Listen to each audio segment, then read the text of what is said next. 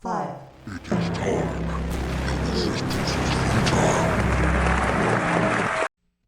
How are we doing today, guys?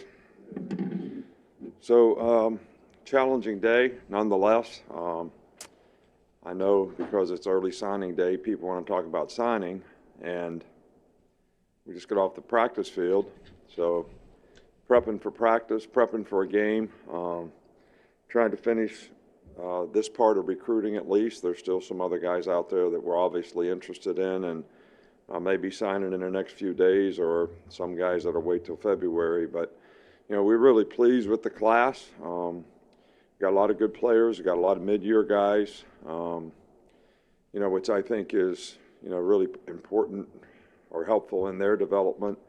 You know, this is a product of a lot of hard work by a lot of people. I think our coaching staff did a really good job, but, you know, the people who support us in the university community do a great job, whether it's the academic university community, our folks in academics, all the people that work in athletic administration. All these people work really, really hard at helping us putting together a really, really good class. So, you know, I'm excited about these players. I'm not going to go through them, you know, individually or anything like that. But, you know, some of them are here. I think we've got several guys that are already practicing. We got a few more guys that may join us later. And, you know, I think there's a total of maybe 19 mid-year guys or something like that. So that's probably a really good thing. From a practice standpoint, you know, players had good energy and enthusiasm today, nice enough to go outside. So, you know, the focus is still on, you know, excellence is not free. You know, you got to pay the price up front, and there's a price to pay for it. And working on fundamentals, finishing plays, pushing yourself through, focusing on blocking, tackling, taking care of the ball, a lot of things that we need to pay attention to detail to try to, you know, get our momentum back, you know, as a team, and our confidence back, so that everybody's playing together and we got great understanding of what we need to do to have a chance to play winning football when the game comes. We'll start with Nick. Yeah, you've coached former players' sons before, but what is it like to be adding Drake Kirkpatrick Jr. when you coached his dad here as well? Yeah, well, I think that's the first legacy for Alabama, not necessarily the first legacy for me. You know, I coached Mark Ingram's dad, you know, at Michigan State, but the first generational legacy player that played for us at Alabama and now has a son playing here. You know, I think it's great. You know, his dad's been a really good ambassador for the program, was a great player here, had a great NFL career.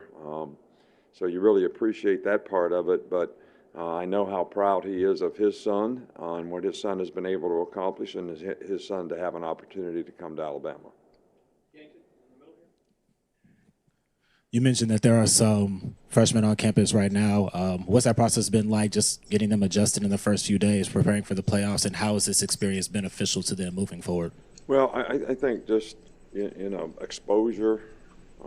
Obviously, the first 3 days we were here, those guys have to go through acclimation period, so they got to be in shorts for so long and helmets and then shoulder pads, and so they haven't even been allowed to put full pads on yet. But I just think the whole experience of being in meetings, you know, learning the stretch program, learning the weight training program, being in meetings, starting to learn the offense or the defense, being around the players on the field, you know, seeing, you know, how a college practice really, you know, goes and how they can contribute and how they can improve. And, you know, a lot of them come up and, you know, meet with the coaches so that they learn a little extra if they don't understand something in the meeting. So I think this total experience is a really positive thing for them in terms of their adjustment to, you know, how they're going to transition into, you know, school in January and that whole process that we go through in the spring. Charlie. All right. Yeah, hey, Coach. You always talk about bringing in a good quarterback every cycle. Just what stands out about Julian's game? Yeah, Julian is outstanding. You know, player. Ball comes out of his hand really nice. He's accurate. He's smart. He's had a great, you know, high school career and been one of the best players, most productive players in the country on a very consistent basis. And We like him a lot, and I think as all players, I tell all players, you know, you really got to focus on your development. That's the most important thing. What are you going to become? And I think he's got the right mindset to do that. Matt? What do you like about Bubba Hampton's game to bring him in? Yeah, I mean, you know, Bubba's kind of a dog, man. He's one of those guys that's a great competitor, makes a lot of plays. Whatever he plays on offense, wherever he plays on the field. He doesn't come off the field very often. They had a very successful season this year. I know they had a disappointment in the playoffs, but you know, this guy's a great competitor. He can do a lot of things, and we're really excited about having him. Coach, Kirby Smart shared that story before the SEC championship, how he finally got a text back from you. In an era full of social media, you know, emphasis on personal branding, texting, how do you find ways to stay as such an elite recruiter? I don't know. You're asking the wrong person. I mean, you know, we try to be honest. We try to be upfront. We try to sell people on the fact that they can create value in their brand, that we're going to make a great investment in them here personally, academically, and athletically. And, you know, there's a lot of guys that still buy into that. I think name, image, and likeness has, you know, maybe spread, you know, where guys go out because, you know, some guys are interested in how much money they can make. So, and that's okay, but we're trying to invest in the players and their future so that they can create more value for their future. And there's a lot of players that still buy into that.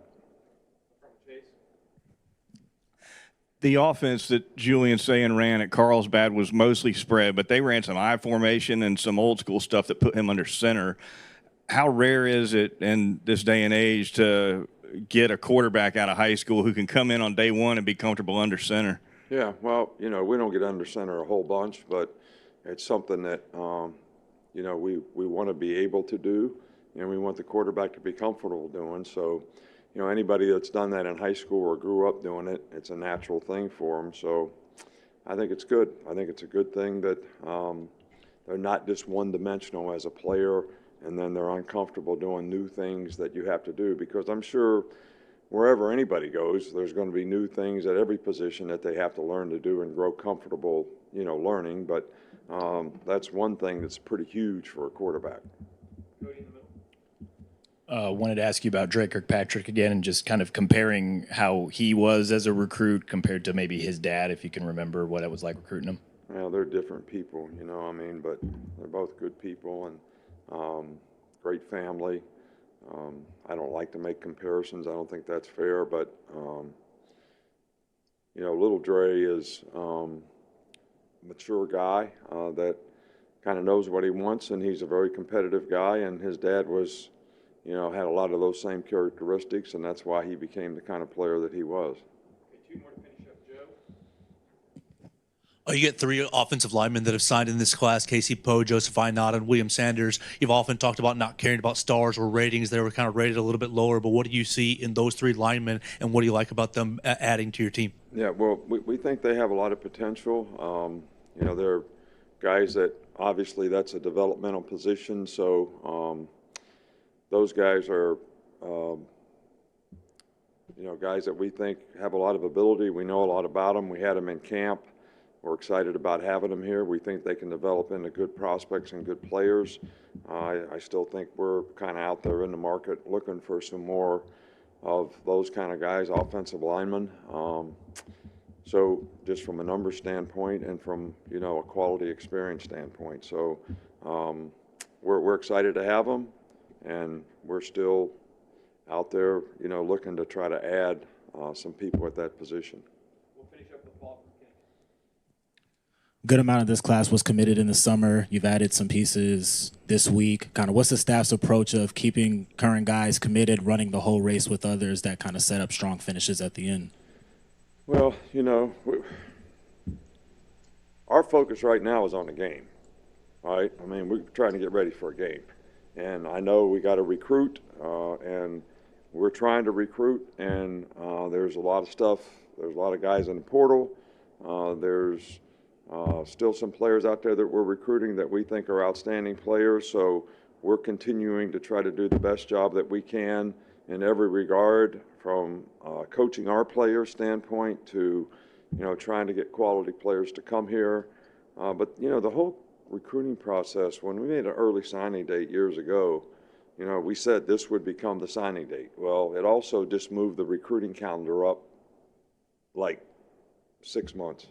All right, so players visit in the summertime. That's when most guys visit. I mean, we used to have tons of guys visiting in January. We'll have very few guys visiting in January. So the whole thing is kind of just pushed forward. So I don't know how to answer. There's just a lot of things happening right now, all right, that take our time and focus and attention. Recruiting's important. The game's important. Our team's important. And we're trying to, manage our time the best that we can to do a good job in all those areas so that we can finish. Thank you. All right, thank you.